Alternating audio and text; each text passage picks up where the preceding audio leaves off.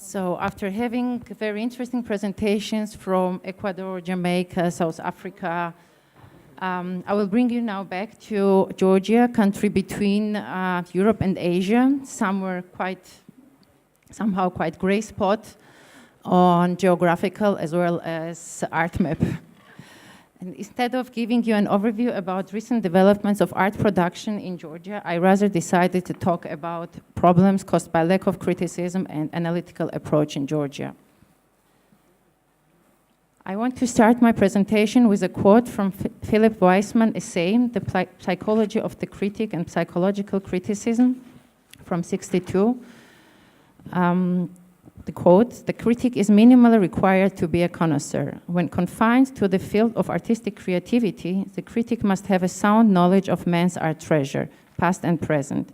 Ideally speaking, he should have an insight into the nature of the artist and the creative process and how they are integrated.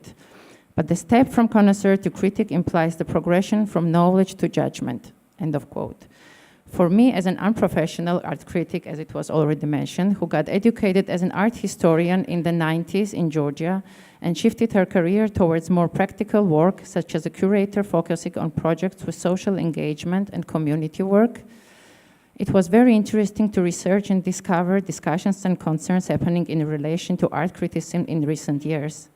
And it seems these discussions were quite actual already in '93, during discussion held at the Institute of Contemporary Arts titled Critical Responsibility, the Artist, the Institution, and the Audience, for which I could not find archive material anymore, but there is an article by Edward Sozansky available where he reflects on the above-mentioned discussion and summarizes that what is required of a critique is an opinion informed by historical perspective, experience, taste, and a sense of fairness.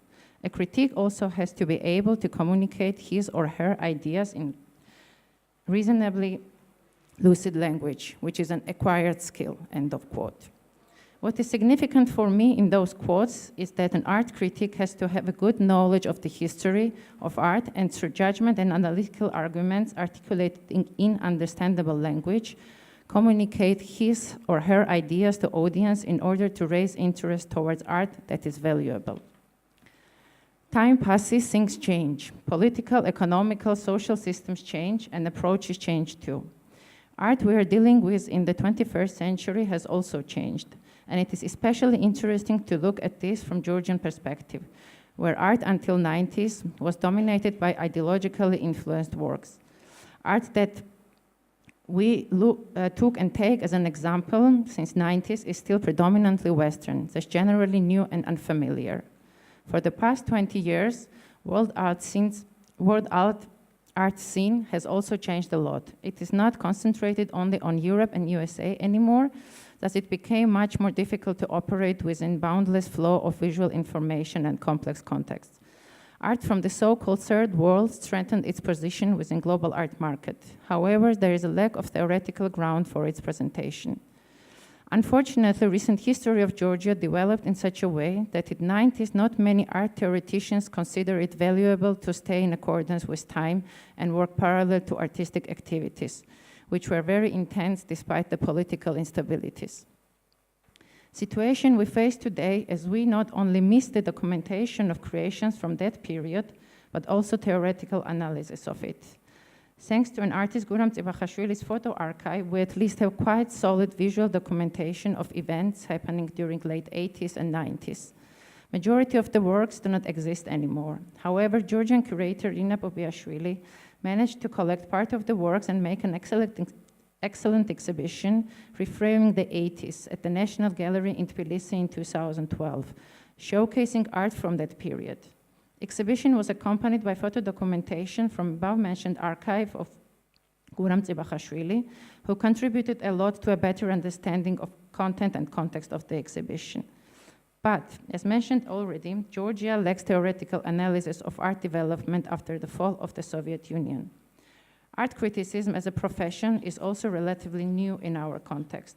During the Soviet regime, profession taught at higher education institutions was art history without any critical component within fixed educational program.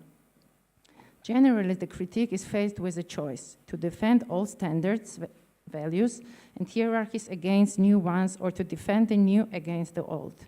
In best case, to re-evaluate an old art with a fresh understanding of it, or to expose new possibilities of art and to explore new approaches that seem demanded. The critic thus has a certain power of determination over art history, or at least great influence in creating the canon of art. Development of art criticism in Georgia unfortunately took a position defending old values. I by no means intend to underestimate invaluable work of certain individuals where are doing within the scene. But the general tendency is praising good old times and aesthetical values. In best cases, it's only descriptive. As already mentioned, Georgian history of the past 20 years has not been documented and analyzed anywhere. What makes it worse is that no one is available to write the monograph of the past 20 years. It would be productive if the research took place in parallel about different events and different media. It would be helpful if the materials were collected this way for the different opinions to appear. But the question is not why no one does it today, rather why no one did it back then. Someone should have researched and have written about the events back then. Overviewing the events post factum is not the only role of a critic. The main problem with Georgia is that only very recently have the art historians started to interpret the contemporary art. They did not know the contemporary art. They did not know how to write about it, how to describe the methodologies that existed out of the Soviet tradition. At some point, it became impossible for them to approach the subject, and the easiest way was just to ignore it altogether. It became problematic when the artists started making postmodern art and used the adequate language. The context was absolutely different. Therefore, new methodology was needed to interpret and analyze it. Speaking from the position of a critic working analytically in Georgia, we come out of the Western methodology. This sometimes becomes misleading. However, the appearance might be very Western, the artistic form might be the same that you have seen and analyzed previously, but you realize it is not the same. This is something else that needs different conception, and new methodological approach is to be found. As mentioned earlier, another problem is that during the Soviet system, critical thinking was not welcome. While studying at Tbilisi State Academy of Fine Arts on the art history faculty, it was nonsensical to question anything. The dogmatic theories were the only way without any alternatives. This has stipulated the environment where criticism does not exist. The other problematic issue is the need for criticism in the society. Who is the receiver and for whom is it directed to? There is an assumption about non-existence of critique in Georgia. On the one side, there is a scanty amount of publications and the lack of critique, but another side is the audience. It is problematic that there is no serious interest in critical thinking in the society. There is no desire to read a complex text, which won't be written on a populist language, which will try to be reflexive, and this problem is most intensive in young generation. There is a severe problem with education. The obvious difficulty with the students is of reading a text. This to some extent comes from the Soviet methodology when most of the texts were to be learned by heart, an ideological approach to literature.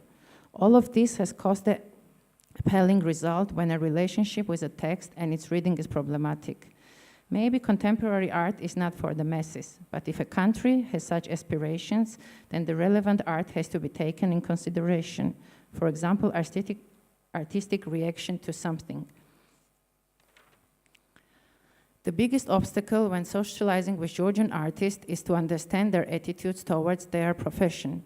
There is an impression that for Georgian artists, their professional and public lives are differentiated. One is a romantic understanding about an artist and their engagements in the studio, and the second is the private everyday existence. Their surrounding is not reflected in their oeuvre. The recycling of the information does not happen. The lack of the printed media defines the problem with art criticism as well. There are a couple of magazines about the culture, but they tend to be trendier and they do not have a specific profile, or they are not directed to criticism. It is a big drawback for Georgia that the important texts, philosophies, sociological researchers, all the writings of the postmodern time had not been translated on time. Today, you cannot translate the immense material that is preferably to be read. Not knowing foreign languages is a very relevant problem too. The new generation does not speak Russian, does not know enough of English or any other language except their native. There is no one who would finance the translation of the material. Moreover, no one is ready to read the vast amount of omitted text when so many new things are being printed. Today, the role of art critic is dispersed among the critics, theoreticians, journalists, curators, artists, and everyone has their designated roles in the system. It is important that not everyone should be preoccupied with describing the facts only. There are different types of curating. Some work intuitively, some come out of the artist position, some base it on theories and researches. Different curatorial projects and approaches are interesting. And the context remains definitive. Local artists might create an art fund employing the language of the contemporary art, internationally understandable, and this will be interesting precisely for this matter, rather than being exotic. If there were critical processes, it would be the criticism of the processes taking place in the consciousness. Nowadays, artworks in Georgia lack the depth and leave no space for interpretations. It is desirable to have a vigorous artistic activity as it would contribute in searching for forms and contexts, even the political processes, but unfortunately very few of these take place. There are plenty of stereotypes about the criticism. The tiny part needs to have some kind of information about the contemporary criticism, and even artists themselves have to be curious about the critical discourse. And by founding and strengthening theoretical ground, our visual art production will also have more impact within local as well as international context representation. Thus, finally, how do we see the role of art critic and what new social tasks and status will criticism in Georgia have in the future? Is it to re-evaluate an old art with a fresh understanding of it? Is it to expose new possibilities of art and to explore new approaches that seem demanded? Is it to be objective and inform the public about the work of artists or an artistic project like a reporter in descriptive manner or through opinion with more analytical, critical approach? Is it to create some sort of discourse about art? Is it to create some sort of discourse about socio-political matters through art? Is it to be educative? I suppose it can and should be all mentioned above. I think a critique should seek out a variety of types of work, especially if there are not many art critics in a concrete city, region, and country. A critic should be able to have some opinion on the work, and there should be a reason for that opinion. It should be argumented. Critics should be able to explain why he or she like or don't like something, and his opinion should be taking account on a specific context work is realized in. I think most criticism is to discuss some issues the critic wants to discuss, where he or she finds it's his personal interest. But critique also should find a way to communicate it in understandable language, not only for professionals, but for general public as well. And as for future tasks, I guess critics will also become multifunctional, as most art professionals are. Probably critiques will combine tasks of art historians, theoreticians, journalists, curators, but what should remain permanent in all they do is professional approach to subject, and professional as well as human or ethical responsibility towards society in informing, educating them, and defining new tendencies and values for future generation. Thank you.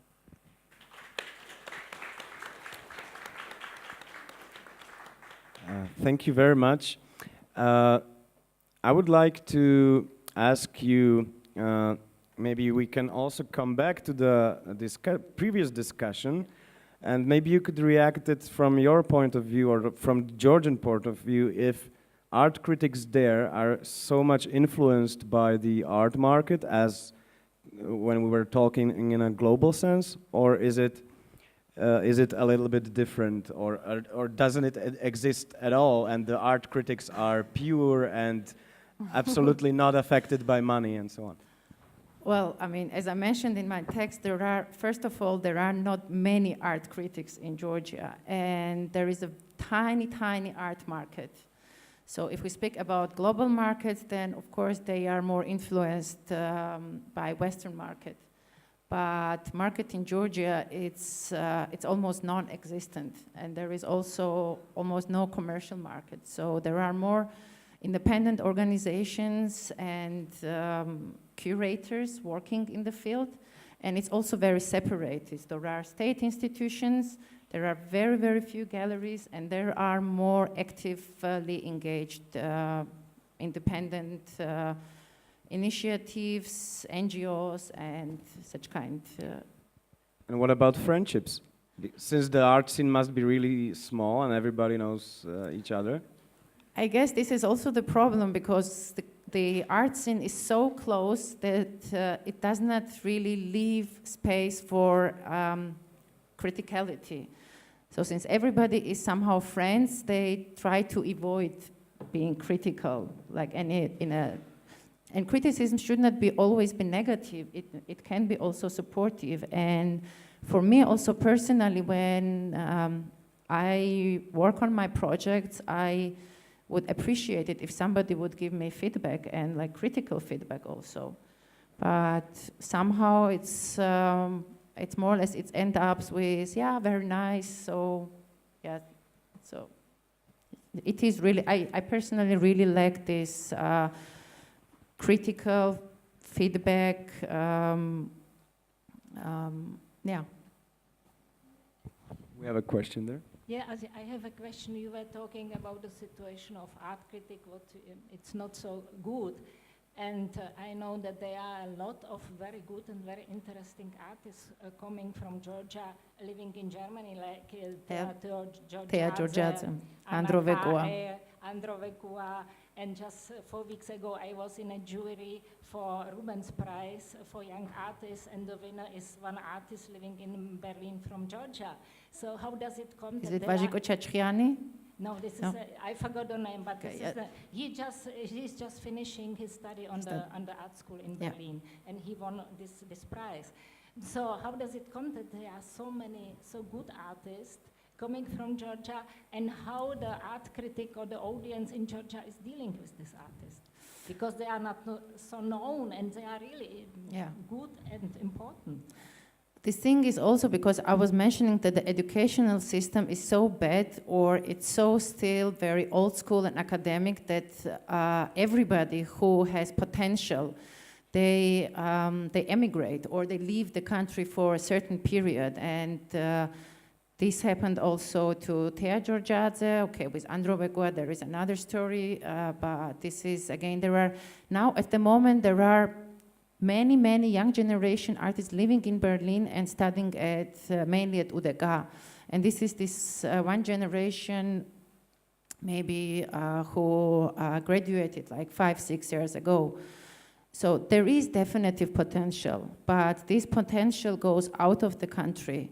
And this makes it very difficult also the local art scene, like who are staying to develop, or also for us curators to work in the field. So there are many Georgian or good Georgian artists living abroad, not only in Germany. They are scattered all over the world, and this is these problems we've been talking also about yesterday. So, and the problem is even worse with artists in these terms when they leave the country as for curators or theoreticians, because most of the curators and theoreticians, they come back. I myself used to live 9 years in Berlin, and I returned. But due to non-existence of the market or possibilities, most of the artists, they don't come back. Even though there is a wish. For example, Thea Georgiadze, I mean, she gets lots of inspiration from Georgia. She always comes back for 1 or 2 months, or maybe even less, but like constantly comes back and then goes back, I mean, comes to Georgia and goes back to Germany. So there is still contact, but they don't come for permanent stay. Yeah, I know that Thea Georgiadze was also initiating this pavilion in Venice for Georgia and with other artists. Yeah. Okay, we have another question over there. This isn't particularly a question. It was something I wanted to say during Elaine's talk and your talk of, I don't consider myself an art critic. And I write about art and I write about theater. I think it's most important, since I love words and I love the act of writing and I like to research, that I'm a writer first. And there's always the thing, and I'm a writer for magazines and online. It's very interesting to listen to a lot of these papers that people are delivering that are very serious. I don't think the writers in the United States, and this is a generalization, but I'm a generalist, are as serious as the critics in Europe or anywhere, as a matter of fact. And I do know that a great many writers on the art who are called critics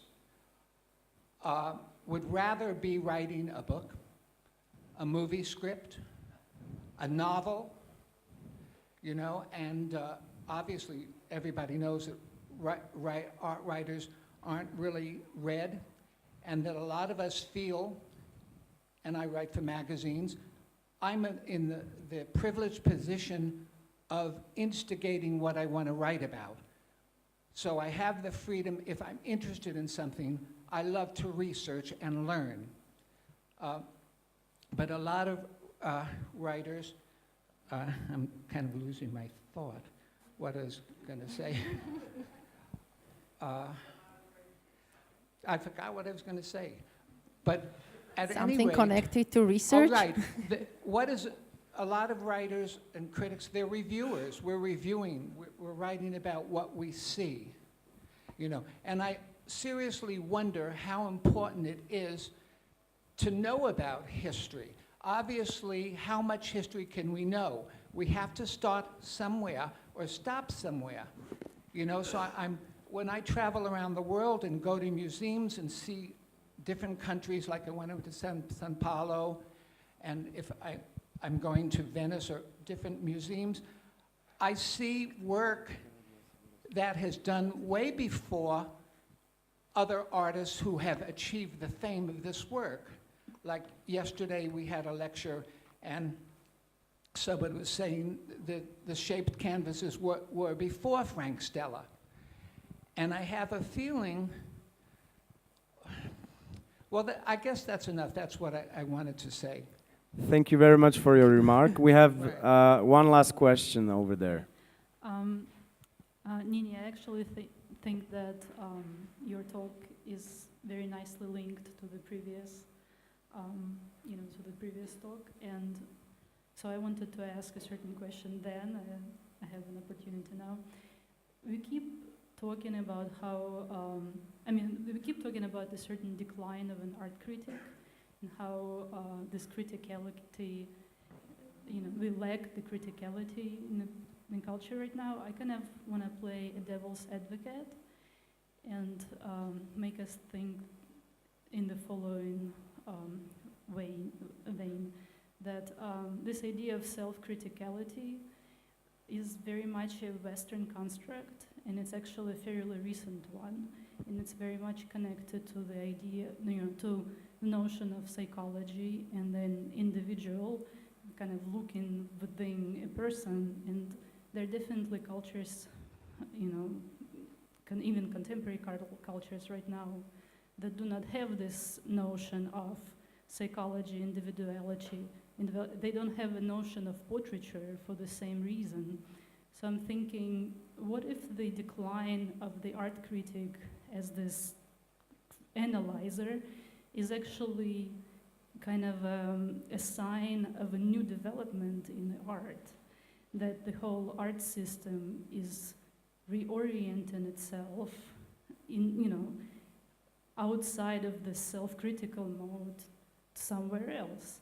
What if we are on the threshold of art acquiring certain, quasi-religious connotations, and therefore this mediator between the art world and the audience should not be an analyzer? Maybe this person, this critic, is gonna be, a certain priest or something, maybe it's that paradoxical thought, but what if the demise of an art critic is actually a good thing?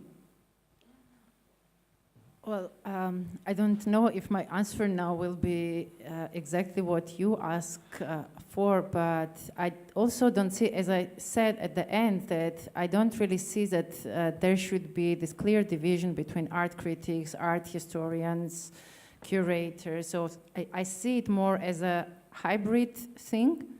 And definitely I agree that these persons which are hybrid, I don't know how we want to call them, but they are, or art operators, they are mediators somehow between audience and the society and the artists who produce these artworks.